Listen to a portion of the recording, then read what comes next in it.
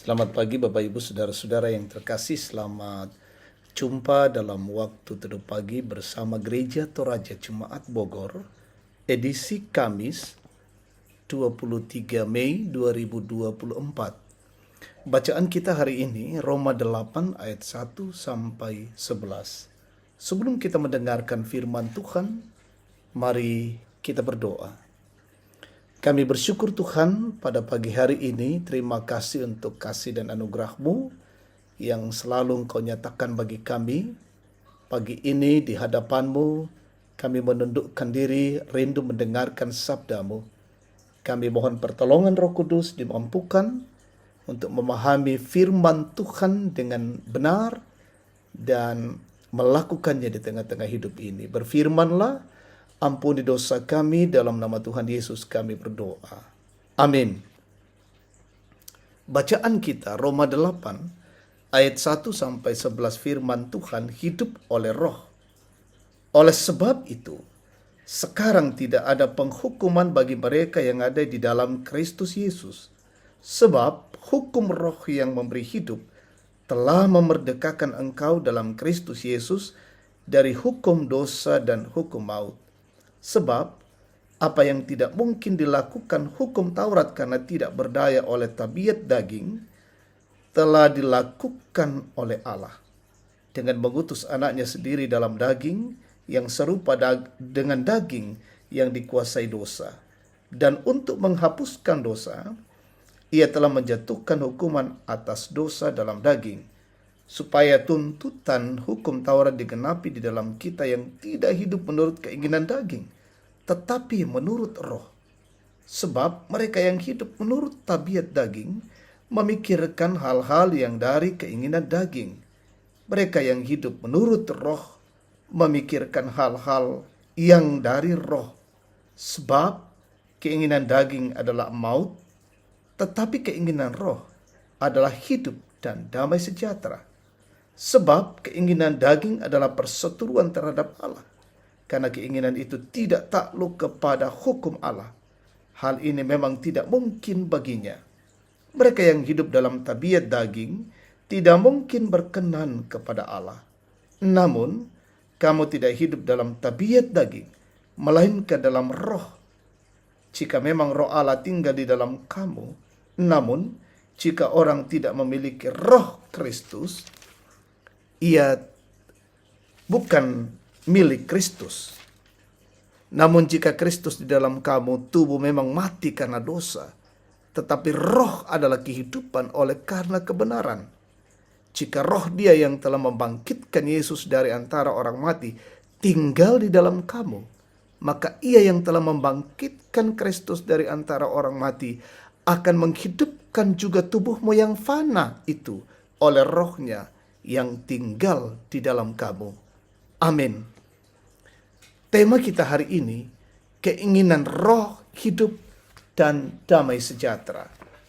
Saudara-saudara yang diberkati oleh Tuhan, pada perikop ini kita bisa menemukan pesan yang menggugah hati mengenai kebebasan dan hidup yang sejati dalam Yesus Kristus. Firman Tuhan ini diawali dengan proklamasi kemerdekaan bagi mereka yang berada dalam Kristus Yesus. Tidak ada lagi penghukuman yang mengancam dan menghantui hidup kita, sebab Kristus telah tuntas membebaskan kita dari belenggu dosa dan maut.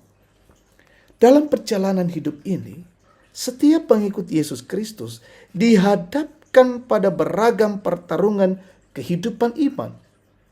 Pada satu aspek, kita berjuang antara keinginan daging kita dan kehendak Roh. Serempak dengan itu, kita pun bertarung dengan dosa dan kebenaran. Terhadap perjuangan itu, kita hanya bisa menemukan jawaban dalam Yesus Kristus. Dalam Dia, kita tidak hidup menurut keinginan daging, tetapi sebaliknya kita tunduk dan taat menurut kehendak Roh Kudus. Keinginan daging membawa maut, sementara keinginan Roh membawa hidup dan damai sejahtera. Tubuh kita memang bisa mati karena dosa, tetapi di dalam Yesus Kristus kita pasti beroleh hidup kekal oleh pembenaran. Roh yang membangkitkan Yesus dari kematian juga akan menghidupkan tubuh kita yang fana menjadi tubuh kekal. Jadi sesungguhnya kita adalah orang berhutang, bukan kepada daging, tetapi pada roh. Saudara-saudara, karena itu kita semua yang dipimpin oleh roh Allah adalah anak-anak Allah. Roh Kudus yang kita terima menjadikan kita anaknya.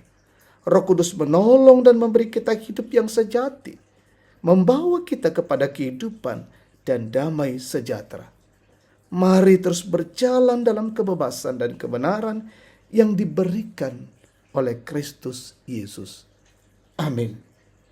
Mari kita bersyukur, kita berdoa. Bapa Sorgawi, kami bersyukur untuk pagi hari ini. Kami boleh mendengarkan sabda-Mu, tanamkan dalam hati, pikiran, dan hidup kami. Kami jadikan sebagai sulu dan pedoman. Hidup kami dituntun oleh roh, dan kami hidup dalam damai sejahtera-Mu. Pagi ini kami akan melanjutkan siara hidup kami. Mohon pertolongan, kasih, dan pemeliharaan Tuhan sepanjang hari ini hingga malam nanti. Dalam tugas, pekerjaan, pelayanan, aktivitas, dalam usaha, dalam berbagai kegiatan kami, mohon Tuhan memberkati kami. Berkati pemerintah kami, bangsa, negara ini, pemimpin kami, wakil rakyat, aparat negara, penegak hukum. Tuhan beri peran masing-masing, tambahkan hikmat, kearifan, kebijaksanaan, melaksanakan tugas mereka dengan baik, negara ini dalam kondisi aman dan sejahtera. Berkati umat-Mu dimanapun, yang sakit sembuhkan, berduka hiburkan, lalai sadarkan, bergumul teguhkan, yang berulang tahun sempurnakan sukacita mereka. Mencari pekerjaan Tuhan karuniakan, sementara dalam pertumbuhan yang masih kecil berkati, dalam pendidikan dan dalam bangku kuliah anak-anak-Mu berkati. Opa dan oma orang tua kami, sehatkan mereka selalu. Sepanjang hidup kami hari ini, kami serahkan ke dalam tangan kasih-Mu ya Tuhan. Ini syukur doa kami pagi ini, kami sampaikan padamu dalam nama Tuhan Yesus. Amin. Demikian waktu teduh pagi, Tuhan memberkati kita.